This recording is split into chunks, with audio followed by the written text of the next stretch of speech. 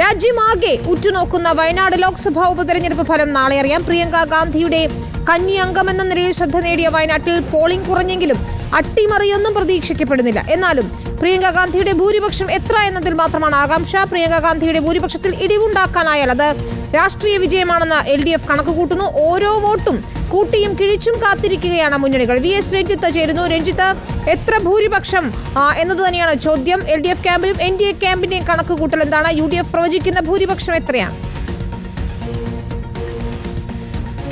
വിനീത, വയനാടിനെ സംബന്ധിച്ച് ജയപരാജയങ്ങളെക്കുറിച്ചുള്ള ചർച്ചയില്ല. UDFന് വളരെ മേൽക്കൈയുള്ള മണ്ഡലമാണ്. പ്രിയങ്ക ഗാന്ധിയുടെ കന്നി മത്സരമാണ്. സ്വാഭാവികമായിട്ടും ജയം പ്രിയങ്ക ഗാന്ധിക്ക് തന്നെയാണ്. പക്ഷേ ഇവിടെ പോളിംഗ് ശതമാനം കുറഞ്ഞത് പ്രിയങ്ക ഗാന്ധിയുടെ ഭൂരിപക്ഷത്തെ എത്രത്തോളം ബാധിക്കും എന്നുള്ള ചർച്ചയാണ് നടന്നുകൊണ്ടിരിക്കുന്നത്.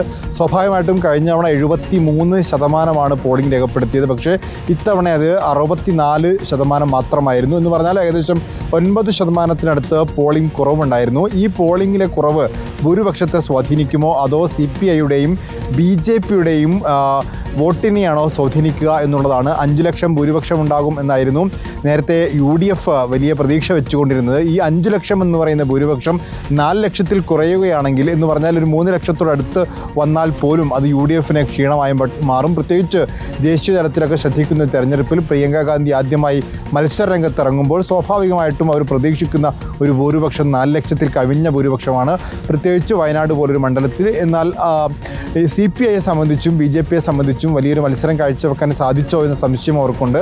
ക്യാമ്പയിനിങ്ങിൻ്റെ കാര്യത്തിലാണെങ്കിലും അവർ വലിയ തോതിൽ വയനാട്ടിൽ ശ്രദ്ധ പുലർത്തിയിട്ടില്ല എന്ന് വേണം പറയാൻ. അപ്പോൾ സ്വാഭാവികമായിട്ടും ഈ പ്രചരണത്തിലുള്ള ഒരു മടുപ്പ് അത് ഈ രീതിയിൽ ഒരു ഫലത്തെ ബാധിക്കുമോ എന്നുള്ളതാണ്. അത് UDFൻ്റെ ഭൂരിപക്ഷത്തെ ആയിരിക്കുമോ അല്ലെങ്കിൽ CPIയുടെ LDFൻ്റെയും BJPയുടെയും ഒക്കെ വോട്ടിംഗ് പെർസെൻറ്റേജിനെയാണോ ബാധിക്കുക എന്നുള്ളതാണ് വയനാടിനെ സംബന്ധിച്ച് കാത്തിരിക്കുന്ന പ്രധാനപ്പെട്ട കാര്യം. ഏറ്റവും പ്രധാനവും അത് തന്നെയാണ്. ഏതായാലും രാവിലെ 8 മണിക്ക് തന്നെ പെട്ടി പൊട്ടിക്കും. ആദ്യ ഫലസൂചനകൾ അപ്പോൾ റിപ്പോർട്ടറിൽ അറിയുകയും ചെയ്യാം. ഞങ്ങളുടെ ടീം 3 മണ്ഡലങ്ങളിൽ നിന്നും സജീവമാണ്. രാവിലെ 5 മണി മുതൽ തത്സമയം പ്രേക്ഷകർക്ക് പ്രത്യേക ഇലക്ഷൻ ഷോ കാണുകയും ചെയ്യാം. നമുക്ക്